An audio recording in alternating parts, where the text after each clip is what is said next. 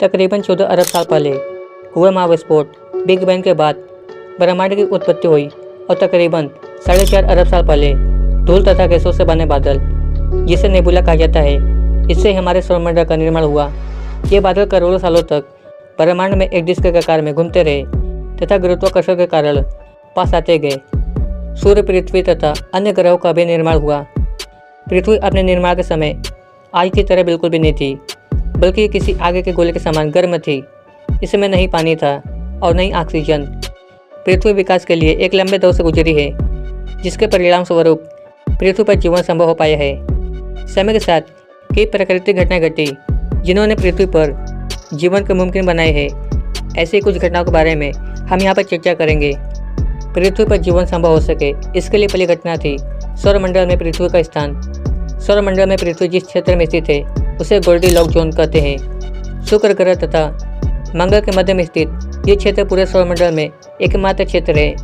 यहाँ पर सूर्य की ऊर्जा संतुलित मात्रा में पहुँचती है। दूसरे शब्दों में कहे तो पृथ्वी नहीं शुक्र जितनी गर्म है और न ही मंगल जितनी ठंडी। इस क्षेत्र में होने के कारण ही पृथ्वी पर जल द्रव अवस्था में बना रहता है।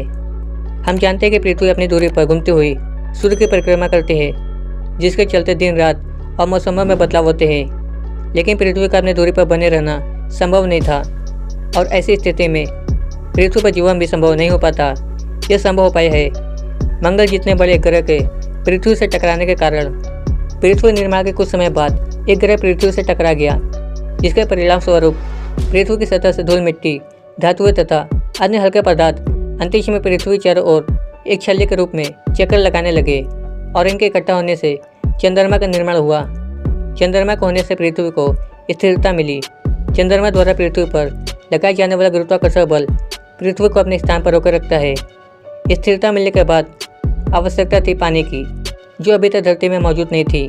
धरती के बनने के करीब 50 करोड़ साल बाद पृथ्वी पर अंतरिक्ष से उल्कापिंडों की बौछार होने लगी। ये उल्कापिंड अपने साथ बर्फ के रूप में पानी लाते रहे। करोड़ों सालों तक चले इस बौछार के कारण पृथ्वी पर पर्याप्त मात्रा में पानी जमा हो गया और महासागरों का निर्माण हुआ। हालांकि धरती के वायुमंडल में अभी भी ऑक्सीजन उपस्थित नहीं थी, लेकिन समुद्र के अंदर जीवन की शुरुआत के लिए परिस्थितियां बहुत हद तक अनुकूल थी। जीवन के लिए सभी आवश्यक तत्व जैसे अमोनिया, नाइट्रोजन, कार्बन आदि समुद्र के भीतर बनी जलतापी चिमनियों के माध्यम से पहुंच रहे थे। यह एक कोशिकीय जीवों के रूप में जीवन की शुरुआत हुई। महत्वपूर्ण तत्वों के अतिरिक्त समुद्र में बनी इन जलतापी चिमनियों से निकलने वाला गर्म लावा जीवन पनपने के लिए उचित तापमान भी उपलब्ध करा रहा था। समय के साथ ये एक कोशिकीय जीव विकसित हुए तथा तकरीबन 2.5 अरब साल बाद साइनोबैक्टीरिया की उत्पत्ति हुई, जिसने पेड़ पौधे की भांति सूर्य के प्रकाश को ऊर्जा के स्रोत में प्रयोग करना शुरू किया तथा ऑक्सीजन उत्सर्जित करने लगा। इस प्रक्रिया को हम प्रकाश संश्लेषण के रूप में भी जानते हैं। ऐसे खरबों सूक्ष्म जीवों ने करोड़ों सालों के बाद धरती के वायुमंडल को ऑक्सीजन से भर दिया।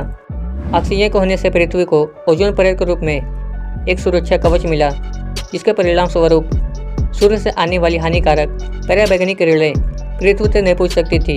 पृथ्वी पर जीवन विकास के लिए ये एक महत्वपूर्ण घटना थी। ओजोन परत का निर्माण हो जाने से पृथ्वी पर जीवन महासागरों से बाहर आने लगा। समुद्र में रहने वाले जीव खुद को जमीन पर रहने योग्य बनाने लगे। आवश्यकता के अनुसार इन जीवों में विभिन्न प्रकार के शारीरिक अंगों का विकास होने लगा।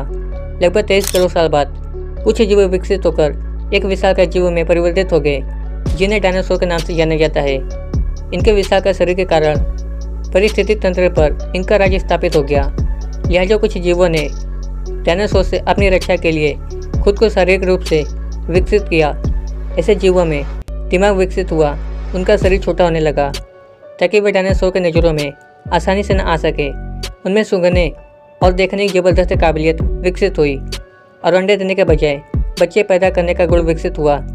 यही से स्तनधारी जीवों की शुरुआत हुई। लगभग 6.5 करोड़ साल बाद पूर्व मैक्सिको के निकट एक 10 किलोमीटर लंबा उल्कापिंड धरती से टकराया, जिसके कारण धरती पर महाप्रलय जैसे हालत बन गए।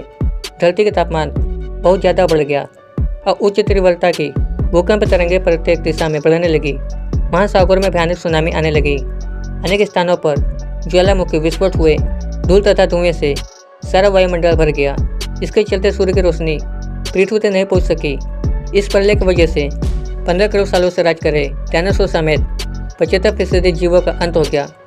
केवल वही जीव बचे जिनका शरीर छोटा लगभग 25 किलोग्राम का था। धीरे धीरे धरती अपनी सामान्य अवस्था में आई और विनाशकारी घटना में बच गए जीव फिर से विकसित हुए। इन जीवों में स्तनधारी भी शामिल थे, जिनमें से भविष्य में मानव की उत्पत्ति होने वाली थी। समय के साथ इन जीवों ने जिंदा रहने के लिए काबिलियत विकसित करी। इन जीवों की अगली पीढ़ियां भविष्य में खाने की तलाश में धरती के अलग अलग हिस्सों में निवास करने लगी तथा अलग अलग भौगोलिक दिशाओं के चलते ये जीव विकसित होकर नए जीवों में परिवर्तित हो गए।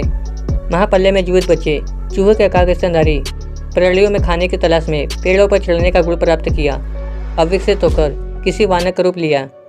ये पेरोलॉपिथिकस थे। आगे चलकर जलवायु तथा भौगोलिक स्थिति बदलने के कारण इन्हीं से कुछ चिंपैंजी तथा गोरिल्ला में विकसित हुए, जबकि कुछ इंसानों में विकसित होना शुरू हो गए। इन्होंने 2 पैरों पर खड़ा होना सीखा, पत्थरों को औजार बनाकर शिकार करना सीखा, आगे की खोज की और विकसित होकर वर्तमान रूप में आए। तो आज की वीडियो में बस इतना ही। उम्मीद है ये वीडियो आपको जरूर पसंद आया होगा। अगर आप इसके बारे में और वीडियो चाहते हैं तो एक कमेंट कर जो बताएं। जानकारी अच्छी लगे तो वीडियो को लाइक करें और ऐसे वीडियो देखने के लिए चैनल को सब्सक्राइब करें।